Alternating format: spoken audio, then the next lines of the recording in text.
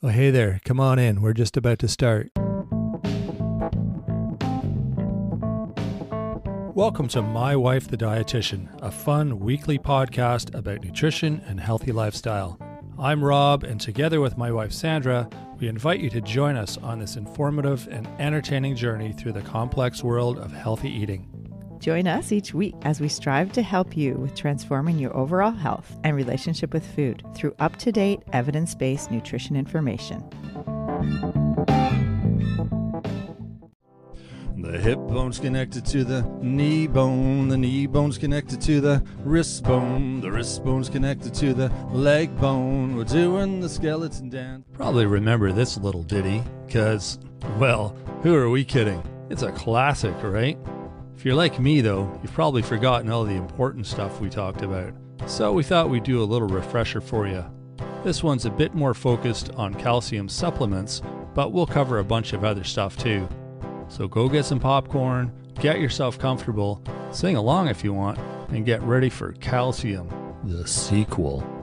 Them bones, them dancing bones, them bones, dancing bones. I know you're singing it. Come on. How can you not? Bones, them, dancing bones, them. Hello, Sandra. Hey, Rob.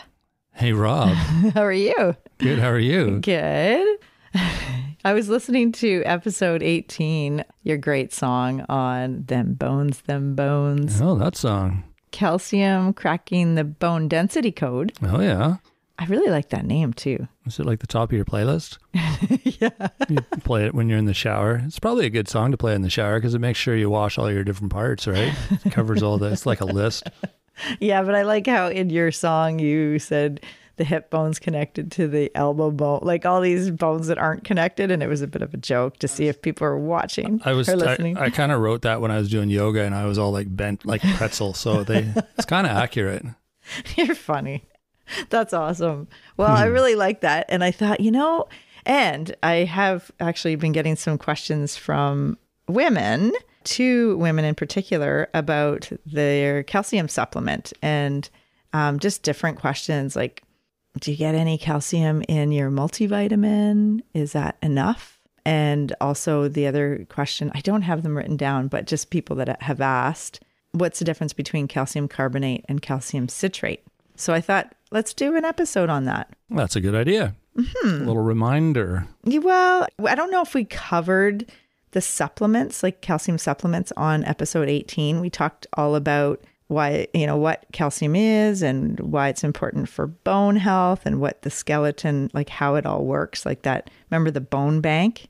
I should probably listen to that because it's been a while. You said it was a year ago almost that we did that episode. Yeah, early May of 2022. Holy. Yeah. So, we've talked about those supplements somewhere, but I don't remember when or where. So it's good to talk about them again. Yeah, exactly. So I want to just cover why it's important to consider the calcium and calcium supplements if people need them. Okay. And the fact that too much is not good. So there's a good amount that you should have, but not too much. So some people don't need supplements at all. And some people might need some, but they might be taking too much. And that's not good because that can increase your risk for kidney stones, possibly your risk for cardiovascular disease, and even now maybe colon cancer. Oh, really? If you have too much calcium that's not being absorbed in your system. Okay. Well, that's an important one to figure out. And that usually happens not from food sources, but from supplements. So if you're taking too much calcium in a supplemental form day after day. Are we going to cover how you would know? Like, is there a test or is there symptoms of having too much calcium? Like, how would someone know if they have too much calcium? Good question. It's kind of a obvious question, isn't it? Like, if we're going to say, oh, if you're taking too much calcium, then these are things to do. But how would you know? Well, if you have heart disease, if you have high cholesterol, the buildup of, the hardening of the arteries, that could be calcium calcification, right? You got it. I guess the idea is to prevent it in the first place so you don't have to worry about it. But if you do have issues, it'll be some kind of health problem. Yeah, kidney stones is a good example Yeah, too. Is people get kidney stones if they're taking too much calcium. Do you know what the requirements for adults are for calcium? For how much calcium you need? I have no idea. Okay. Well, Glass of milk? for adults, it's 1,000 milligrams, and over 50 is 1,200 to 1,500 milligrams. Oh, so you need more as you age because of your bones, probably, right? Yeah. Okay. And there's an upper limit, 2,500 milligrams, which it's easy to get to that level if you're taking supplements. Oh, for sure. Because the supplements are probably 500 or 1,000 or something, right? Wow. Or like 300 to 500 are the supplements. And remember the rule of 300? Oh, it sounds familiar, but We talked about it in episode 18. yeah, I haven't studied that in a while. Okay. It's how much your gut absorbs at a time. And it's kind of the amount in a calcium-rich food or fluid. So 300 milligrams. Okay. So the rule of 300 is if you are taking 3 servings of a calcium-rich food a day, that'll be 3 times 300 is what? 900. Right. And so you're almost at what you need, and all the other bits of food that maybe aren't like really high in calcium will give you a little bit extra. And if you take a multivitamin mineral, you get a little bit of calcium in that. So all of those considerations can give you, or all those sources will give you the amount that you need. Which was how much again? 1,000 for an adult. Yeah. Okay. And over 50 though is 1,200 to 1,500. Right. Okay, that's good. Good to remind people of that. And remember the 3-legged stool in terms of bone mass and your skeleton? Gosh, that sounds familiar too. So you need the calcium, and there's 2 other elements to keep that stool, or keep everything in balance. Oh, I can't remember. Okay, it's vitamin D, helps your gut absorb calcium. Right. So that's a really important piece of the puzzle because a lot of people don't get enough vitamin D. Right. So that helps your gut absorb the calcium. And then the other leg of the stool is the weight-bearing exercise. So exercise that uses gravity. Okay. It keeps your muscles and, well, I guess it helps your bones too, right? Exactly. Yeah. Okay. Yeah. So that's the 3 pillars of bone density that we have to consider. And do you know some sources of food sources and fluid sources of calcium? I do know that. What are they? Well, dairy products, right? And what is it in the dairy that gives you the calcium? It's calcium. Oh, okay. In the dairy. See, that was a trick question. Oh, okay. Yeah, I got you Good there. job. Almost got you. And then there's leafy greens, broccoli. Yeah. What other green things? Is there like cruciferous vegetables? Do they have calcium? Maybe not a big source of calcium, right? Yeah. If you cook them, you get better absorbability. Like it's more bioavailable for your gut. Oh, really? Yeah. That's funny because with some things, when you cook it, you lose the nutrients from it. Yeah. That's the water-soluble vitamin C. Okay.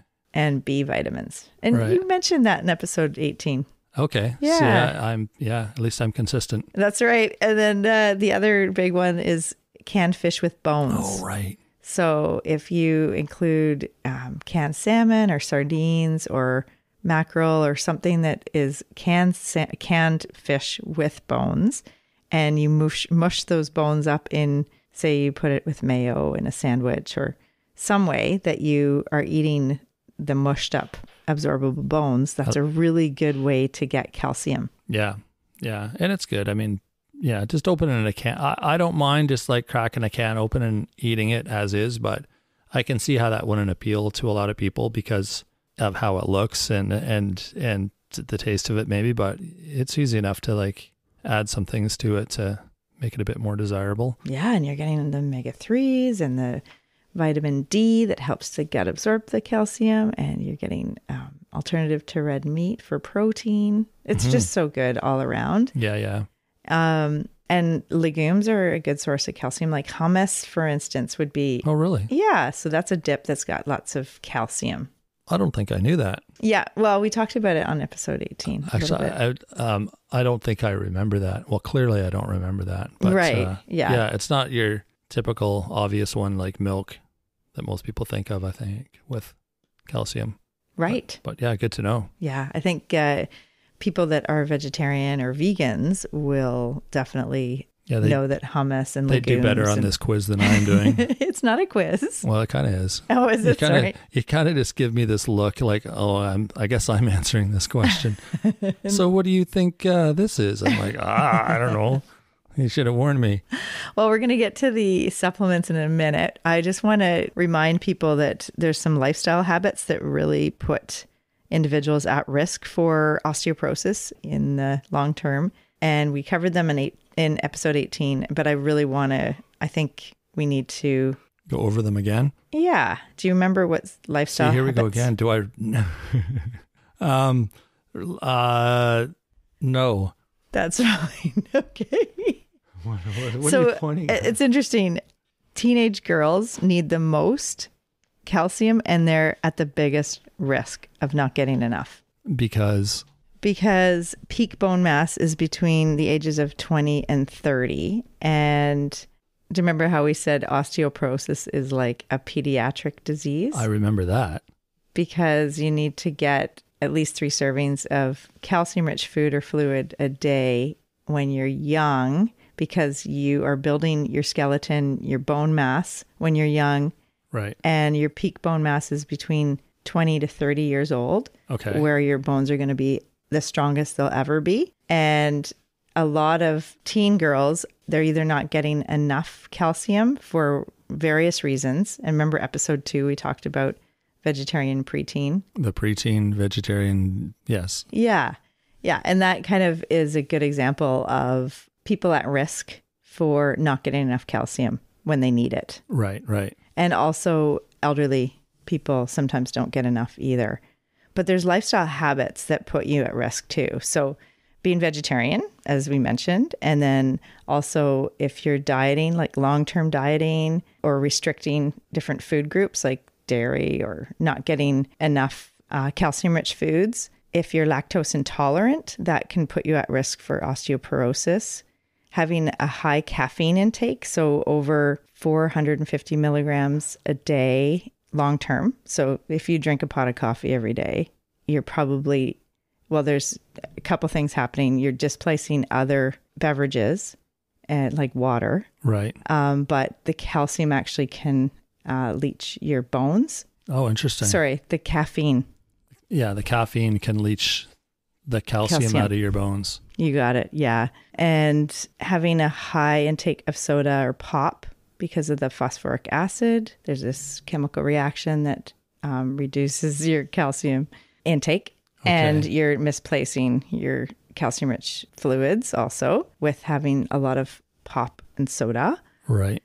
And having a high salt intake can affect your calcium. Oh, okay. That sounds like we probably just talked about that. Mm-hmm. Did we mention that? I'm sure we did, right? Yeah. Yeah. Yeah. So like 1,500 milligrams of sodium, like of salt, like a teaspoon of salt can actually make your body excrete calcium. Oh, really? Yeah. About the amount in a cup of milk. Holy. So you might think you're getting enough calcium with all the different foods you're eating, but if you have a high salt diet, it might just be canceling all that calcium out. Yeah, there's a balance again. So it's important to get enough calcium. So as I mentioned, 3 to 4 servings a day of calcium-rich food or fluid. And if you know that you're not getting it, and another population group at risk is through menopause, because there's a change of hormones, and you have accelerated bone loss through menopause because of the estrogen. Okay. And so your bone bank, remember, it's withdrawing the calcium, just like the pension you mentioned in episode 18. Yeah, okay. You're getting older and you're withdrawing the calcium and you're losing from your bone bank. Right. Yeah, I remember that. And it really is a silent disease until a fracture occurs. So you don't even realize that there's a problem until you fracture. You break a bone, and then you might have a bone density scan done, and you'll find that, osteopenia or osteoporosis. Osteopenia is a step before osteoporosis. And sometimes they have clinics where they do bone density scans for people. Right. But it's not a typical kind of test. I think we were mentioning before, it's something that we're all aware that things can happen, so we just have to be preventative about it so that we don't get these calcium deficiency related issues. Yeah, or like bone issues like osteoporosis. Yeah. So the calcium supplements, so calcium carbonate is the one that is most common that I think most people have seen and are aware of. It's the cheapest one out there. It is okay in terms of absorbability. It can cause GI upset, but that's the one, like, you can do a test with your calcium tablet to see if it's actually getting, if it's breaking down and your gut can absorb it. We did this in our kitchen. Do you remember what we did? We put it in vinegar? Yeah. Was it? Yeah. So you get a cup of vinegar. The vinegar is similar to your stomach acid? Similar, yeah. I mean, yeah. Yeah, and we took a tablet of the calcium. It was like some common calcium carbonate tablet, and put it in the vinegar, stirred it around, and it should dissolve within half an hour. And then you know that you're actually absorbing that calcium and it's going where it needs to go. Right. But the one we did, and it was just from like the pharmacy, it was probably the no-name brand. Yeah. Actually, it wasn't. It was one of the most common. It was a well-known brand. Yeah. Oh. And it sat there and it didn't dissolve for a week. It sat on the counter. Oh, man. And I stirred it every day and no, it didn't dissolve. It just sat like it was, a little bit cloudy. Weird. But it should totally dissolve. And so that, it kind of simulates what's happening in your stomach. And so that's not good, because then that extra calcium, it's a mineral. Your body doesn't just pee it out. Right. It gets in the arteries or in the kidneys, and you get kidney stones. And we covered all that in episode 18. But calcium citrate is a better one that's more absorbable for especially people over 50. Oh, interesting. Okay. Yeah. And you can eat it. You can take a calcium citrate with meals or without, like on its own when you're not eating. You can take it, and it doesn't require...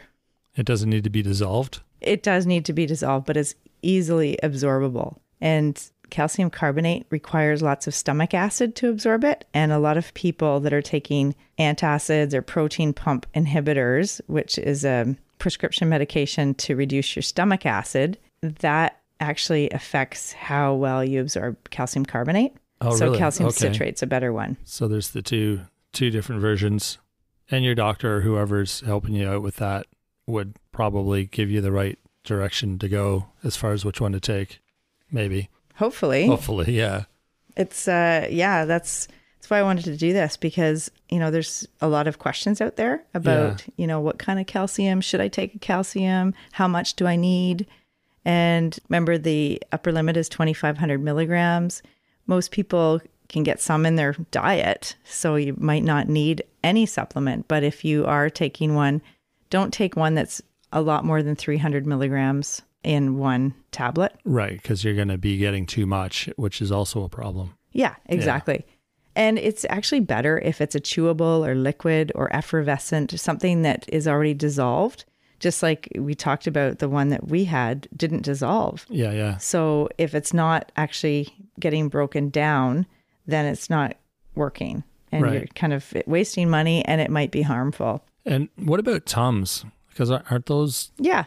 Calcium carbonate? Carbonate, that's right. Okay. Yeah, so that is a source of calcium, and that does work for some people. People pop those like candy, though. Yeah. They just keep eating them until their stomach thing goes away. They feel like a little, I don't know, heartburn, is that? Or upset stomach after they eat, and so they have a handful of Tums, but that's taking a whole lot of calcium, which isn't good, right? Right. So yeah, exactly. I mean, if you're doing that on a regular basis, talk to your doctor, and you might need to have some other treatment or medication or management of your heartburn. Yeah, for sure. But it is Tums, because you chew it, it's breaking down, and it's going to be absorbing. it's going to be absorbed, but it's still adding a lot of calcium that you might not be requiring. Right. Yeah. Yeah, exactly. And there is a couple others I just wanted to mention. Bone meal, dolomite, oyster shell are types of ingredients in calcium supplements. And those aren't really recommended because they could have lead or mercury poisoning, like heavy metals. We don't know where they're sourcing the bones or the bone meal or the oyster shells. So that is just something to think about when you're buying your calcium supplements. Yeah, good call. And there are combination ones with vitamin D, magnesium, zinc, vitamin K1 and 2. So, that's a different conversation or consideration. So it's not just the calcium, it's these other vitamins and minerals. And calcium with D is a good idea because the vitamin D helps your gut absorb the calcium. Plus, a lot of people don't get enough vitamin D. Right. So that would be one way to do it. And magnesium would help with sleeping. So it helps muscles relax. So that's another one. Some people need a little extra magnesium, some people don't. So, when you're getting combination supplements, then you're not just considering the one mineral, you're considering other things too. So you run a risk of getting too much of one to the other. Yeah. If you don't need it. Yeah, exactly. Yeah, fair enough. Because it's almost like taking a multivitamin, but it's like a multi-mineral because it's calcium and then magnesium and zinc. And when you're looking at all your various dietary sources and then supplements, you want to get in a good range, but not too much. So Mother Nature does a pretty good job of delivering the vitamins and minerals that your body needs. But there might be some situations, as I mentioned, with the lifestyle habits of, being vegetarian or dieting or lots of caffeine in your diet or lactose intolerance or lots of pop in your diet or a very high salt intake. Those are all things that might make you more susceptible to osteoporosis in the long term and maybe not getting enough calcium now. Yeah, that's good advice. Good to know. Great. Yeah. Is there a kind of a bottom line or a takeaway message for everyone?